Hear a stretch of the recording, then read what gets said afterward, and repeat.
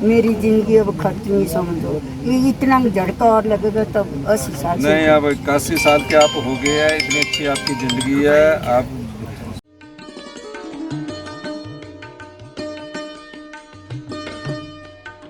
हिमाचल को विकास पथ पर अग्रणी रखने के लिए मुख्यमंत्री को अनेक चुनौतियों का सामना करना पड़ा। ओपीएस बहाली के मुख्यमंत्री के कर्मचारी हितैषी निर्णय के फलस्वरूप केंद्र ने हिमाचल पर 1600 करोड़ रुपए के आर्थिक प्रतिबंध लगाए। लोकतंत्र की गरिमा का हनन करते हुए लोकतांत्रिक तरीके से चुनी गई सरकार को गिराने का प्रयास किया गया। प्रकृति ने भी हिमाचल में अपना भीषण रूप दिखाया।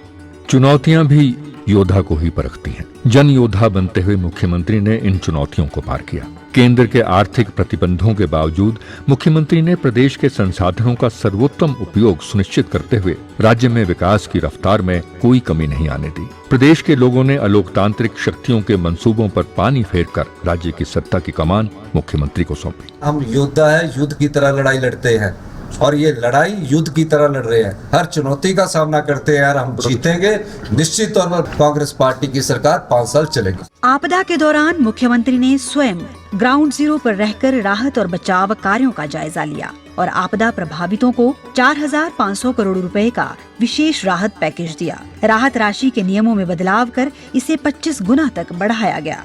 दृढ़ संकल्प के बल पर मुख्यमंत्री ने हर चुनौती को छोटा साबित किया। लोक कल्याण की भावना से परिपूर्ण मुख्यमंत्री अब और अधिक ऊर्जा से हिमाचल को विकास के पथ पर अग्रसर कर रहे हैं।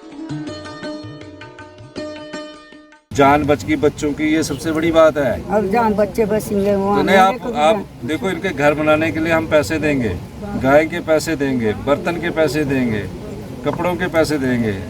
और अभी सरकार की तरफ नहीं सरकार की तरफ से रिलीफ ठीक चल रहा है। पक्की बात है, कोई कुताही तो नहीं है, सच्ची बात है ना।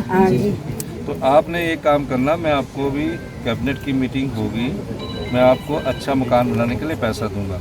7 लाख रुपया हम आपको मकान बनाने के लिए देंगे। पर मेरे अपने आप भी कहूँ, मैं यहाँ देख के कहता हूँ कि यहाँ से जगह थोड़ी जो जहाँ दूसरी जगह आपके पास है वहाँ मकान बनाइए, है ना। गाय का पैसा भी देंगे 50,000 रुपया, बकरी का भी देंगे, और जो आपके मकान के अंदर जो और सामान पड़ा था उसका भी देंगे। सारा पैसा हम आपके लिए देंगे। मैं खुद देख के गया हूँ, इसलिए मैं आपसे कह रहा हूँ। पर आप इस घर को यहाँ ना बनाना फिर, क्योंकि वो पैसा दिया भी फिर कहीं हो गया तो आपके भी देंगे ना।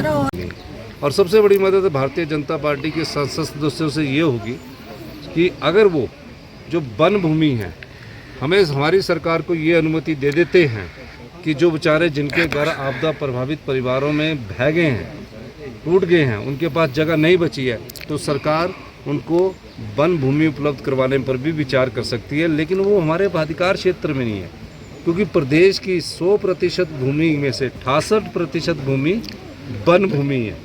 अब 32% पर प्रदेश की 75 लाख जनसंख्या निर्वाह करती है। अब जब जिसकी ज़मीन चली गई और वो उस नाले के किनारे तो घर नहीं बनाएगा।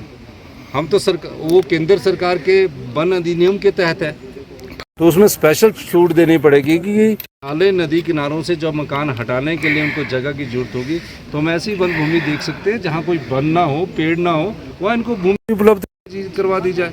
ये इनका दायित्व बनता है। बाकी तो प्रशासन ने करना है, बाकी इन्होंने आके कुछ नहीं करना है। कोई भी आ जाए, कुछ नहीं करना, उन्होंने सिर्फ प्रशासनिक बात और राजनीतिक बात करनी है। यहाँ अगर पीडब्ल्यूडी की सड़कें खुलवानी है तो वो मशीन्स ने करना है, पीडब्ल्यूडी के इंजीनियर ने करना है। पानी की योजना बनानी है, सरकार ने करनी, कर रहे हैं।